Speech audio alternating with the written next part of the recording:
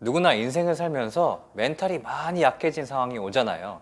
제가 보니까 보통 회사 일에 대한 압박과 스트레스로 무기력해지는 케이스가 많았고요. 미래에 대한 고민, 먹고 살 것에 대한 걱정, 이런 고민도 있고요. 또 관계 속에서 부모님과의 갈등이나 직장 상사, 배우자나 여자친구와의 갈등도 있겠죠.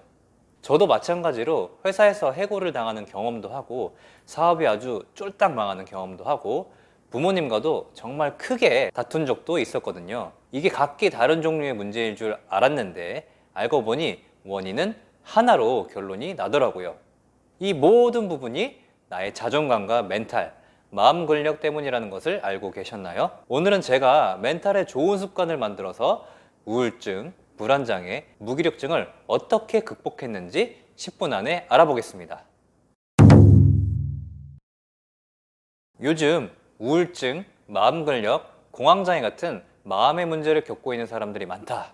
이 말을 많이 들어보셨죠? 실제로 우리나라에서 얼마나 문제가 있냐면 2023년 한 해 13,000명의 사람들이 스스로 목숨을 끊었다고 합니다. 정말 많은 수치죠.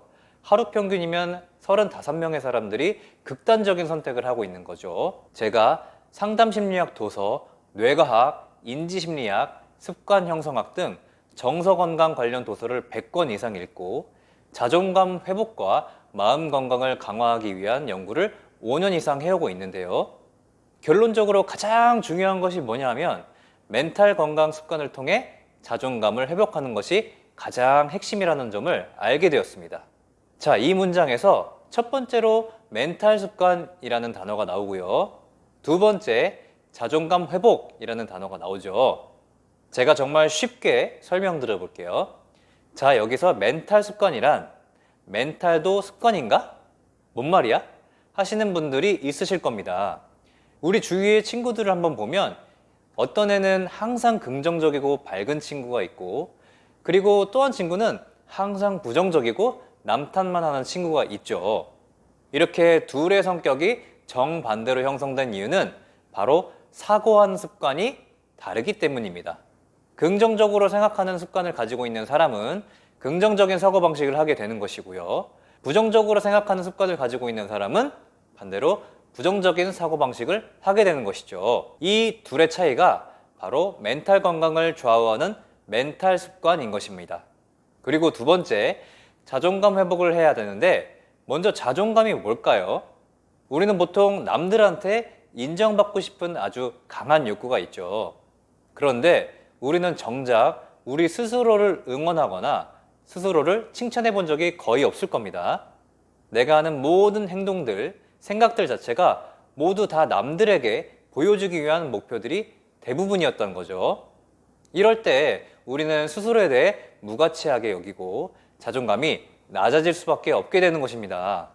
끊임없이 남과 비교하고 인스타그램에서 좋은 차, 명품백과 같은 컨텐츠에 노출되다 보니까 상대적으로 초라한 내가 보이고 스스로를 비난할 수밖에 없는 겁니다. 결론적으로 말씀드리면 저희 습관의 힘 코치들이 교육해 주는 건 첫 번째로 멘탈의 건강한 정서 습관을 많이 만드는 것, 그리고 두 번째로 그 습관들을 통해 쪼그라들고 무너진 자존감을 일으켜 세우는 것입니다. 자, 그럼 어떤 멘탈 습관을 만들어 어떻게 마음 근력을 강화하냐? 이 질문이 있겠죠. 알렉스 코브라는 신경뇌과학자의 연구에 따르면 걱정, 불안장애를 없앨 수 있는 6가지 멘탈에 좋은 인지행동 습관이 있습니다. 대표적인 케이스로 감사 습관, 마음챙김 명상 습관, 숙면 습관 등이 있습니다. 이 멘탈을 케어할 수 있는 여러 습관들 중에 자기 자신에 맞는 핵심 습관 하나부터 저희 습관의 힘 코치들과 함께 만들어가는 겁니다. 또한 정신건강의학과에서는 우울증을 어떻게 관리하라고 나오는지 한번 살펴보겠습니다. 우울증 임상진료 지침이고요. 우리나라 정신건강의학과 선생님 30명이 발간한 자료입니다. 두 번째 단원의 비약물요법에서 정신사회적 치료 생활습관 개선, 환자 교육 파트를 한번 보시겠습니다. 비약물 치료 중에 두 번째로 효과적인 것은 운동입니다. 우울증상의 관리를 위해 일반적으로 권고되는 중강도 수준의 신체 활동을 유지하는 것이 도움이 된다. 가벼운 숨참을 느낄 정도의 산책을 거의 매일 시행하도록 교육하는 것도 도움이 된다. 유산소 운동과 근력 운동을 복합하여 장기간 지속적으로 시행할 때 운동 효과는 더욱 크다. 약물과 마찬가지로 운동을 중단할 경우 우울증 완화의 효과는 떨어지며 운동을 지속할 경우에만 효과가 유지된다. 이렇게 나와 있습니다. 정리해보면 우울증, 불안장애를 다룰 수 있는 인지심리학, 뇌신경학 관점에서 강한 멘탈 건강을 만들 수 있는 좋은 습관들을 체득하고 평생 습관으로 만들 수 있도록 교육, 코칭, 어플리케이션 등 모든 수단을 동원해서 여러분의 멘탈 회복을 도와드릴 것입니다. 저희 수강생 한 분의 사례를 한번 소개해 드릴까 합니다. 이분은 번아웃이 주기적으로 찾아왔었다고 해요.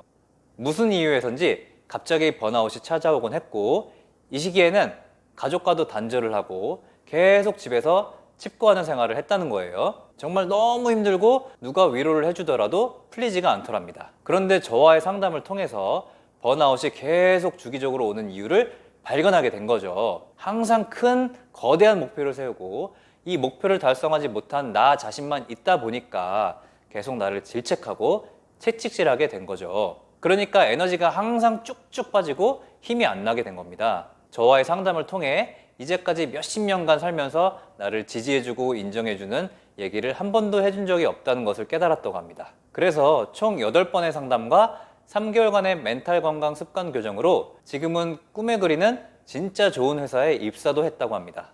커뮤니케이션 전문가이면서 유명한 유튜버시죠. 김주환 교수님이 쓰신 내면 소통이라는 책에서 마음 근력을 강화하는 이유는 다음과 같다고 합니다. 첫 번째, 자기 조절력. 두 번째, 대인 관계력. 세 번째, 자아 동기력인데요.